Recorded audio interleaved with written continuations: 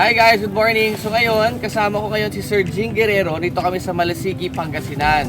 So Sir Jing ngayon, meron siyang 1.5 hectares ng taniman ng kamatis, no? Sir Jing, sabihin natin sa mga tao nung dati po nung hindi niyo pa ginagamit yung produkto natin na Gromax sa Black Diamond. Kamusta po yung tanim niyo dito?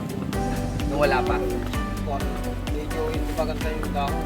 Hindi maganda yung dahon dati. Yung malalaki yung pagka medyo maliliit tapos nangungunot. Okay. Pero ngayon, pinagitan ko ng Gromax. Gromax. 15 days, nagtanim ako bago 15 days, diniligan ko ng Gromax. Puro Gromax lang yun. Kamusta na po yung resulta? Pagkatapos ng 20 days, doon ko na nakita na mayroon na siyang bulaklak. Bulaklak agad. Tapos itong mga gatong kamatis natin sir, mga gaano kabilis po bang mamunga yan o paano maging talagang hinog na? Pag namunga lang, isang minute. Sa linggo, pag namunga, sa linggo lang pala. Ay, yung pag namunga na, Oo. 45 days. 45 days, as in one. So ngayon sir, nakita niyo yung bago natin na Gromax Black Diamond, kamusta naman po yung tanim natin sa buong ano natin? Ayos lang. Ganda naman. Maganda. Pati nyo, malaki yung kikitain natin. Medyo malaki. Malaki, malaki. Marami akong lanong na nila kamati. Mabuti nga. Nakapagbenta ka na nga daw sir eh. 2,000. Kaya nga, Ano? 2,000 kilos.